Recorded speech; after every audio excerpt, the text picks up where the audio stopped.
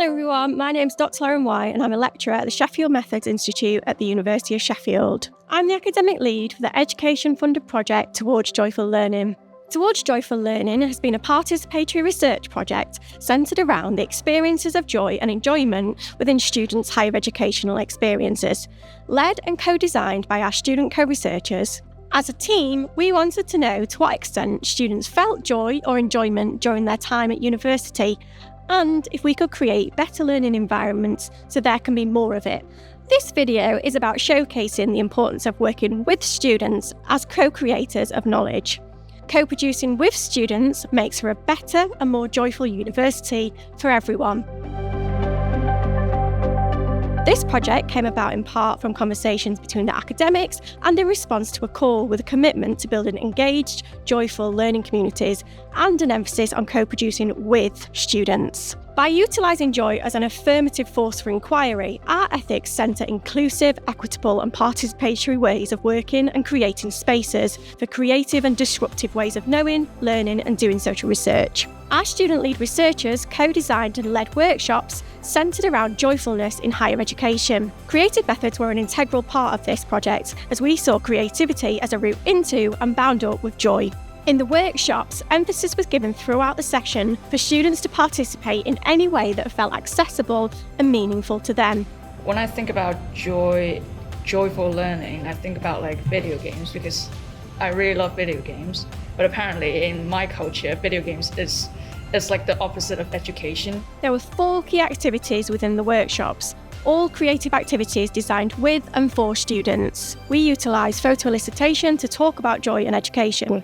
Students created the battery of joy to enable themselves to consider what's charged and squash their joy in education. Students chose creative mediums to create and represent joy in education with craft materials such as Lego, collage, embroidery, clay, digital tools and writing. To close the session, we opened up our jar of joy, where students were asked to think of a word or a statement to reflect their feelings as a result of participation from the workshops. Academic leads were not present for these sessions, as requested by the student lead researchers to challenge power imbalances and to enhance and prioritise student voice. Following the workshops, we held collaborative analysis sessions with the academic team and lead student co-researchers. As researchers, we also took time to participate in the activities ourselves and to reveal our own experiences and interpretations of what joy means to us and its relevance to our own educational journeys. When asked about the meaning of joy, emphasis focused on human and non-human connections, community and essentially interdependencies. When asked about higher education, little joy was to be found.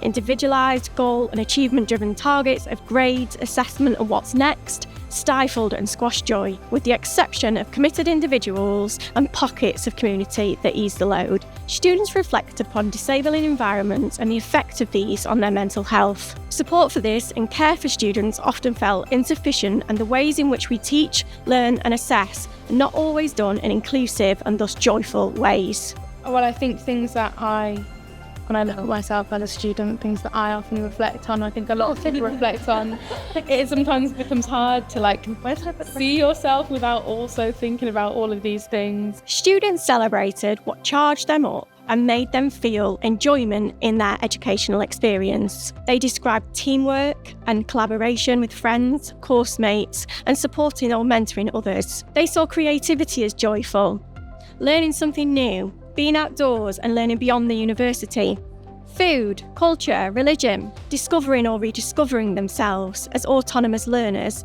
and having confidence in their ability, supported by validation by those who teach and support their learning experience. The central component of our workshops was to give time, space and resources to enable students' creativity and to facilitate conditions for joy through creating, connecting and producing material artefacts together. Stories and biographies were documented, political statements were captured, and the weight of inaccessible and hierarchical systems were outlined to demonstrate the ways in which many of us simply don't fit. As creative and participatory methodologists, we know that such ways of co-creating via arts-based methods can facilitate a route into such strengths of feelings. These in particular reveal the weight of higher educational journeys, the inequalities within, but significantly the hopes, the joys and the aspirations of what education can be and what it should be for our futures. So, what should we take away from this, and how do we centre these ideas in the ethics and the practicalities of working collaboratively with students and as a way of doing social research? First, there's an emphasis on community. Educators, researchers and learners all desire connection and wish to learn together, share culture and to collaborate. This enables us to feel part of something bigger than us. Second, our conditions within the university need to allow for and design for safe failure. This is fundamental to growth, learning and an arrival at joy later down the line. Third, we need to recognise the diverse knowledge we have and that it's valid, messy and legitimate. This involves a move away from hierarchies of knowledge and a celebration of interdisciplinarity. This also involves recognising students as active co-creators and agenda setters. Fourth, we must centre equity, diversity and inclusion in caring for the human condition. This involves care, compassion and centering the human. Similarly, we must scaffold care in the work that we do. This is an ongoing process we must continue to engage and reflect on. And finally, we must allow for slowness and a diversity of pace. We all work in a diversity of ways at different times with different bodies and minds, working at different paces. Fundamentally, these are all interconnected, and by taking a participatory, creative and flexible approach, working with students rather than for them is a good place to start. All of us together are like creating something like joyful and beautiful because we are here together, like not competing, doing something for the sake of it. Yeah. So I think it's radical and brilliant to resist that. We hope our project has offered you some insights into affirmative, ethical routes into doing social research, working with students as co-researchers and co-designers, and demonstrating the importance of participatory methods for doing social research.